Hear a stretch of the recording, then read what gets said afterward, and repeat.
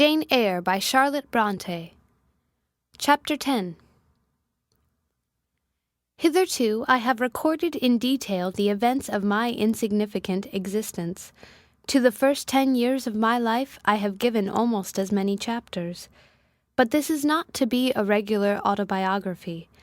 I am only bound to invoke memory where I know her responses will possess some degree of interest. Therefore, I now pass a space of 8 years almost in silence. A few lines only are necessary to keep up the links of connection. When the typhus fever had fulfilled its mission of devastation at Lowood, it gradually disappeared from thence, but not till its virulence and the number of its victims had drawn public attention on the school. Inquiry was made into the origin of the scourge, and by degrees various facts came out which excited public indignation in a high degree. The unhealthy nature of the site, the quantity and quality of the children's food, the brackish, fetid water used in its preparation, the pupils' wretched clothing and accommodations, all these things were discovered, and the discovery produced a result mortifying to Mr. Brocklehurst, but beneficial to the institution. Several wealthy and benevolent individuals in the county subscribed largely for the erection of a more convenient building in a better situation. New regulations were made, improvements in diet and clothing introduced. The funds of the school were entrusted to the management of a committee. Mr. Brocklehurst, who, from his wealth and family connections, could not be overlooked, still retained the post of treasurer, but he was aided in the discharge of his duties by gentlemen of rather more enlarged and sympathizing minds. His office of inspector, too, was shared by those who knew how to combine reason with strictness, comfort with economy, compassion with uprightness.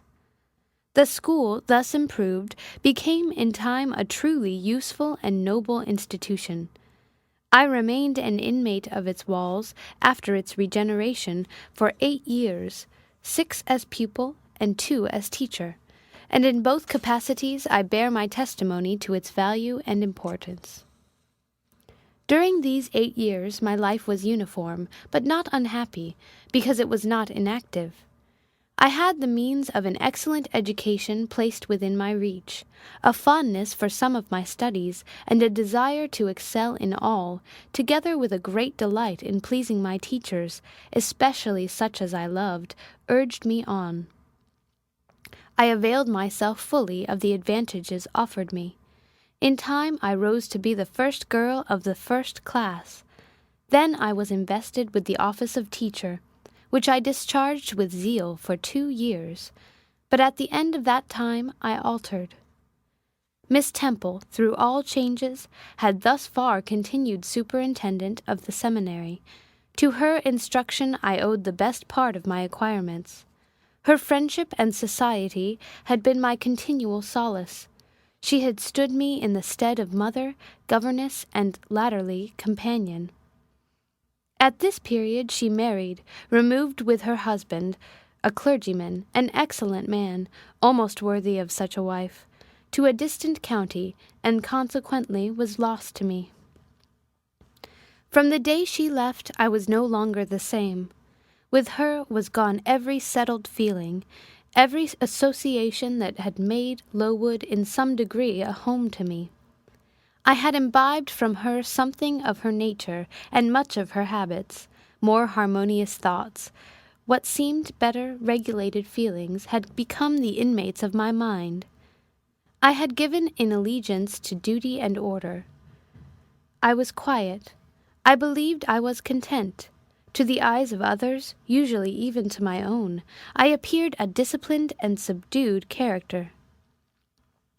But destiny, in the shape of the Reverend Mr. Nasmyth, came between me and Miss Temple.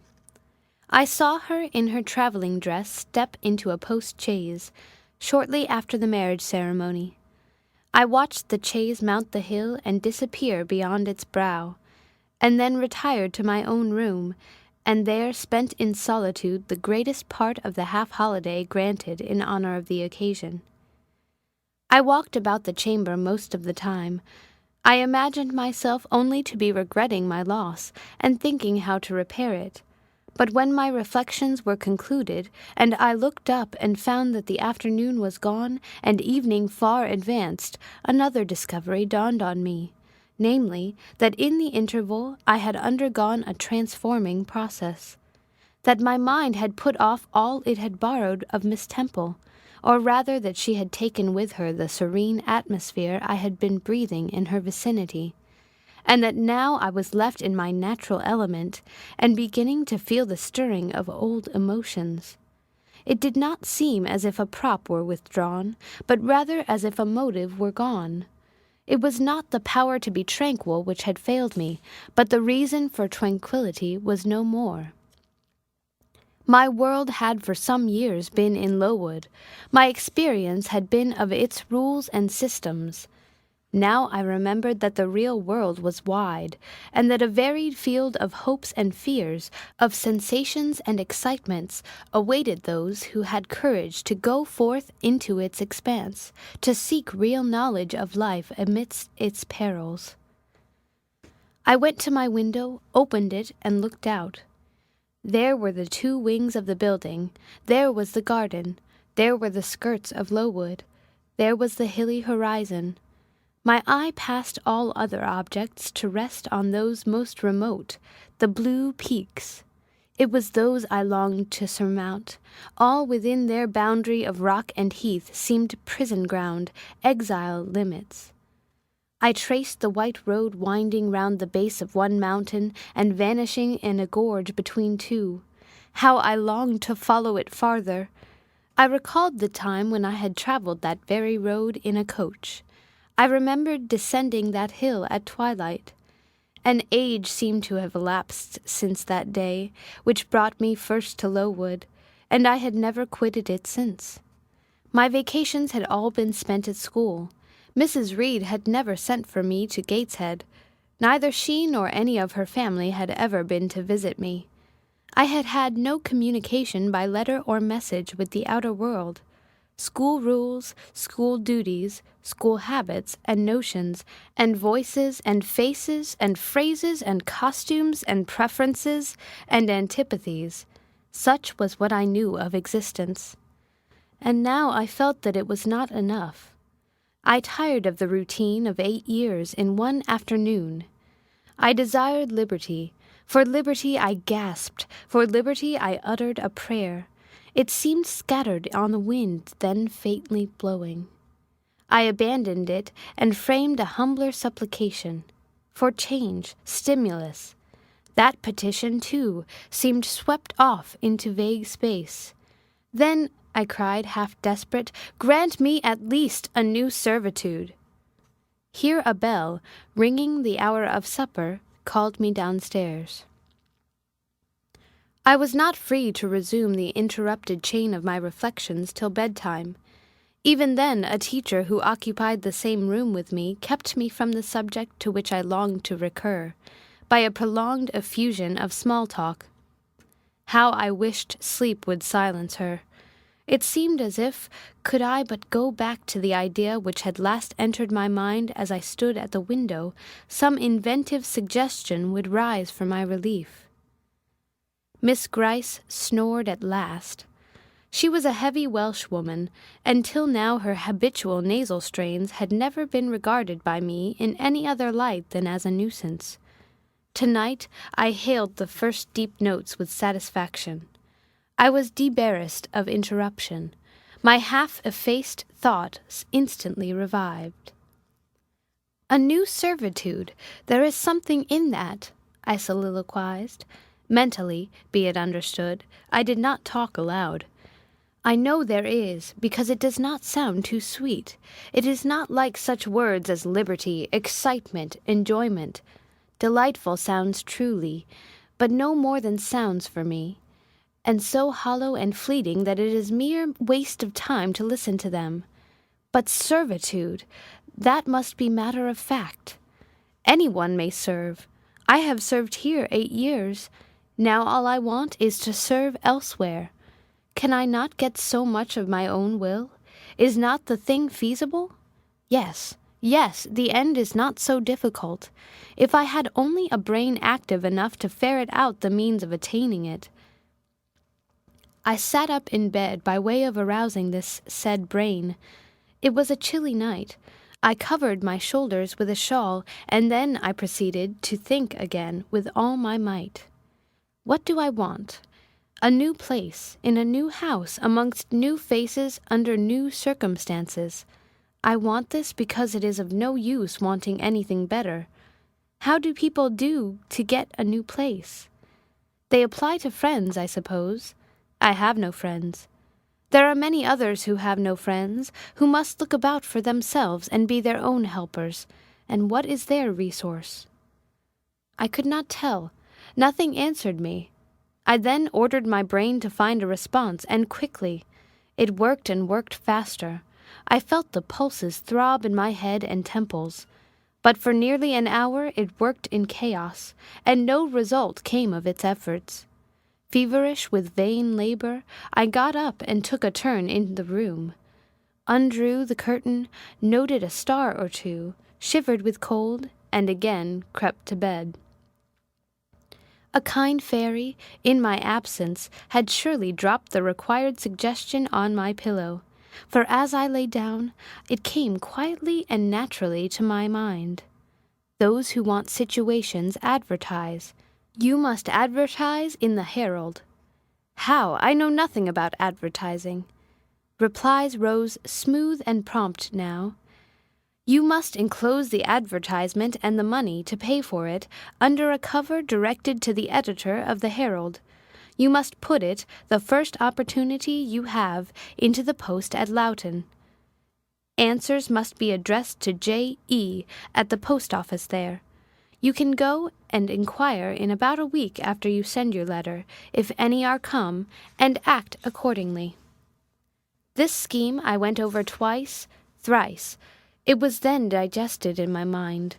I had it in a clear practical form. I felt satisfied, and fell asleep. With earliest day I was up. I had my advertisement written, enclosed, and directed before the bell rang to rouse the school. It ran thus: A young lady accustomed to tuition, had I not been a teacher 2 years, is desirous of meeting with a situation in a private family where the children are under 14. I thought that as I was barely 18, it would not do to undertake the guidance of pupils nearer my own age. She is qualified to teach the usual branches of a good English education, together with French, drawing, and music. In those days, reader, this now narrow catalogue of accomplishments would have been held tolerably comprehensive. Address J.E., Post Office, Loughton. This document remained locked in my drawer all day. After tea, I asked leave of the new superintendent to go to Loughton, in order to perform some small commissions for myself and 1 or 2 of my fellow teachers. Permission was readily granted. I went. It was a walk of 2 miles, and the evening was wet, but the days were still long. I visited a shop or two, slipped the letter into the post office, and came back through heavy rain, with streaming garments, but with a relieved heart. The succeeding week seemed long. It came to an end at last, however, like all sublunary things, and once more, towards the close of a pleasant autumn day, I found myself afoot on the road to Loughton.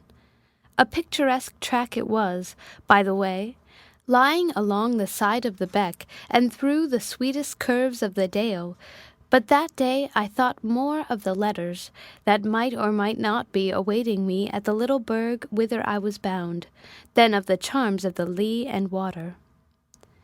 My ostensible errand on this occasion was to get measured for a pair of shoes, so I discharged that business first, and when it was done, I stepped across the clean and quiet little street from the shoemaker's to the post office. It was kept by an old dame who wore horn spectacles on her nose and black mittens on her hands. "Are there any letters for J.E.?" I asked. She peered at me over her spectacles, and then she opened a drawer and fumbled among its contents for a long time, so long that my hopes began to falter. At last, having held a document before her glasses for nearly 5 minutes, she presented it across the counter, accompanying the act by another inquisitive and mistrustful glance. It was for J.E. "Is there only one?" I demanded. "There are no more," said she, and I put it in my pocket and turned my face homeward. I could not open it then. Rules obliged me to be back by 8, and it was already 7:30. Various duties awaited me on my arrival. I had to sit with the girls during their hour of study. Then it was my turn to read prayers, to see them to bed. Afterwards I supped with the other teachers. Even when we finally retired for the night, the inevitable Miss Gryce was still my companion. We had only a short end of candle in our candlestick, and I dreaded lest she should talk till it was all burnt out. Fortunately, however, the heavy supper she had eaten produced a soporific effect. She was already snoring before I had finished undressing. There still remained an inch of candle. I now took out my letter. The seal was an initial F. I broke it. The contents were brief. If J.E., who advertised in the Herald of last Thursday, possesses the acquirements mentioned, and if she is in a position to give satisfactory references as to character and competency, a situation can be offered her where there is but one pupil, a little girl under 10 years of age, and where the salary is £30 per annum. J.E. is requested to send references, name, address, and all particulars to the direction Mrs. Fairfax, Thornfield, near Millcote. I examined the document long. The writing was old-fashioned, and rather uncertain, like that of an elderly lady. This circumstance was satisfactory. A private fear had haunted me that in thus acting for myself and by my own guidance I ran the risk of getting into some scrape. And, above all things, I wished the results of my endeavours to be respectable, proper, en règle. I now felt that an elderly lady was no bad ingredient in the business I had on hand. Mrs. Fairfax, I saw her in a black gown and widow's cap. Frigid, perhaps, but not uncivil, a model of elderly English respectability. Thornfield, that, doubtless, was the name of her house. A neat, orderly spot, I was sure. Though I failed in my efforts to conceive a correct plan of the premises. Millcote. I brushed up my recollections of the map of England. Yes, I saw it. Both the shire and the town. Shire was 70 miles nearer London than the remote county where I now resided. That was a recommendation to me. I longed to go where there was life and movement. Millcote was a large manufacturing town on the banks of a river. A busy place enough, doubtless. So much the better. It would be a complete change at least. Not that my fancy was much captivated by the idea of long chimneys and clouds of smoke, but, I argued, Thornfield will probably be a good way from the town. Here the socket of the candle dropped, and the wick went out. Next day new steps were to be taken. My plans could no longer be confined to my own breast. I must impart them in order to achieve their success. Having sought and obtained an audience of the superintendent during the noontide recreation, I told her I had a prospect of getting a new situation where the salary would be double what I now received, for at Lowood I got only £15 per annum, and requested she would break the matter for me to Mr. Brocklehurst, or some of the committee, and ascertain whether they would permit me to mention them as references. She obligingly consented to act as mediatrix in the matter. The next day she laid the affair before Mr. Brocklehurst, who said that Mrs. Reed must be written to, as she was my natural guardian. A note was accordingly addressed to that lady, who returned for answer that I might do as I pleased. She had long relinquished all interference in my affairs.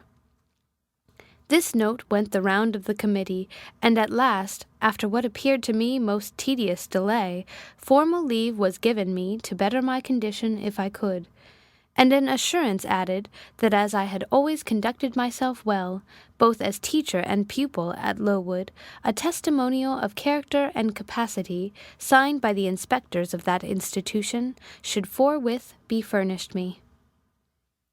This testimonial I accordingly received in about a month, forwarded a copy of it to Mrs. Fairfax, and got that lady's reply, stating that she was satisfied, and fixing that day fortnight as the period for my assuming the post of governess in her house.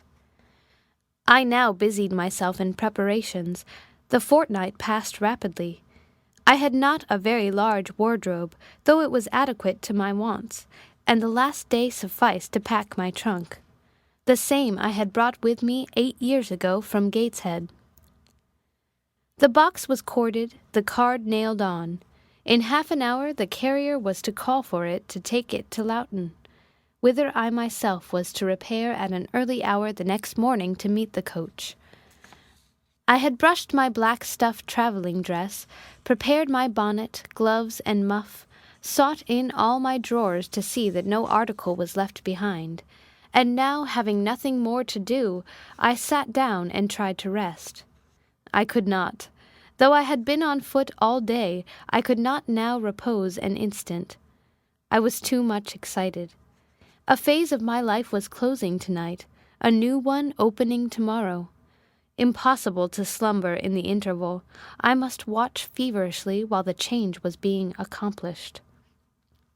"Miss," said a servant who met me in the lobby, where I was wandering like a troubled spirit, "a person below wishes to see you."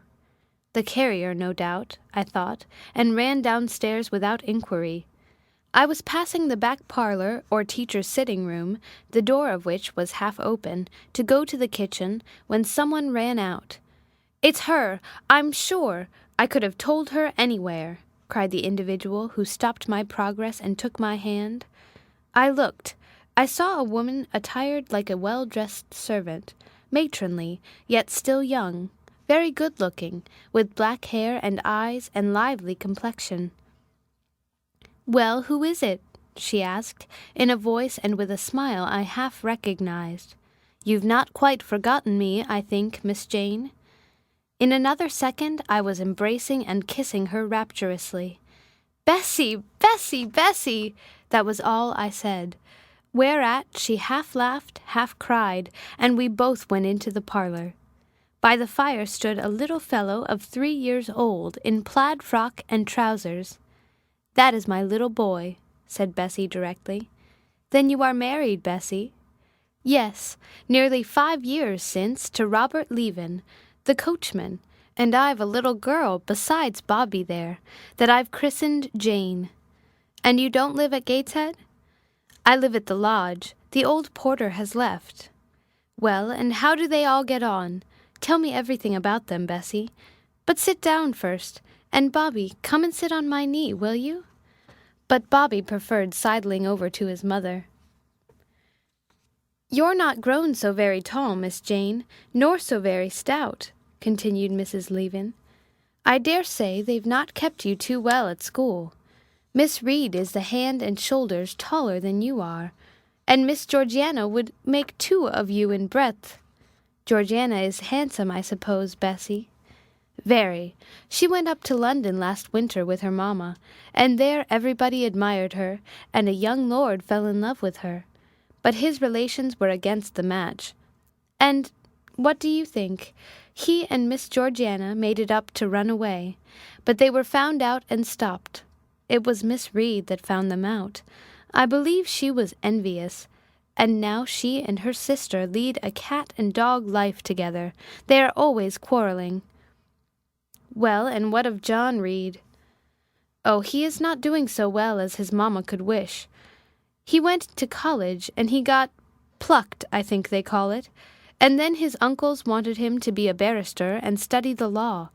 But he is such a dissipated young man, they will never make much of him, I think.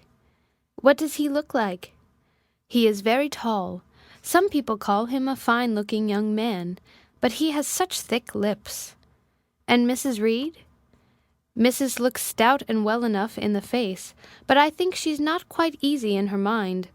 Mr. John's conduct does not please her. He spends a deal of money. Did she send you here, Bessie? No, indeed.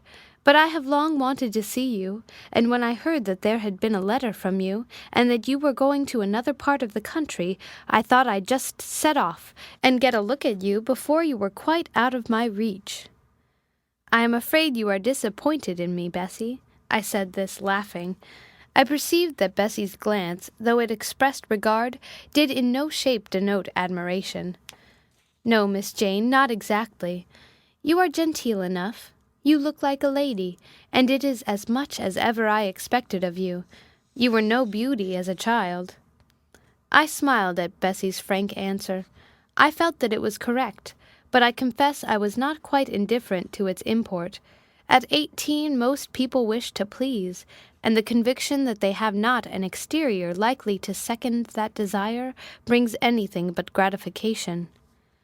I dare say you are clever, though, continued Bessie by way of solace. What can you do? Can you play on the piano? A little. There was one in her room. Bessie went and opened it, and then asked me to sit down and give her a tune.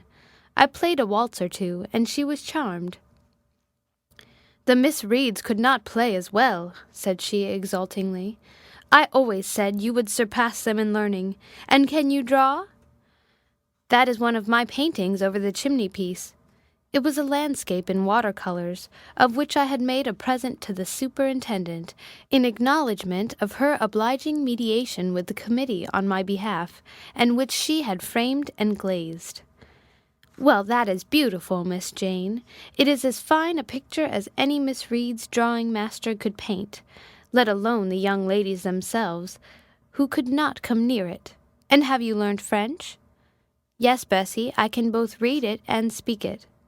And you can work on muslin and canvas? I can. Oh, you are quite a lady, Miss Jane. I knew you would be. You will get on whether your relations notice you or not. There was something I wanted to ask you. Have you ever heard anything from your father's kinsfolk, the Eyres? Never in my life.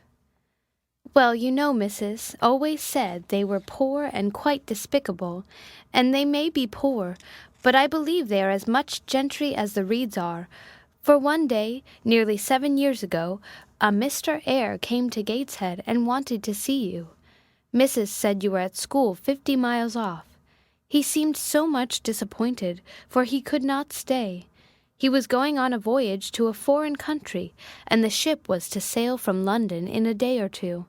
He looked quite a gentleman, and I believe he was your father's brother. What foreign country was he going to, Bessie? An island thousands of miles off, where they make wine. The butler did tell me. Madeira? I suggested. Yes, that is it. That is the very word. So he went? Yes. He did not stay many minutes in the house. Mrs. was very high with him. She called him afterwards a sneaking tradesman. My Robert believes he was a wine merchant. Very likely, I returned, or perhaps clerk or agent to a wine merchant. Bessie and I conversed about old times an hour longer, and then she was obliged to leave me. I saw her again for a few minutes the next morning at Loughton, while I was waiting for the coach. We parted finally at the door of the Brocklehurst Arms there. Each went her separate way. She set off for the brow of Lowood Fell to meet the conveyance which was to take her back to Gateshead. I mounted the vehicle which was to bear me to new duties and a new life in the unknown environs of Millcote. End of chapter.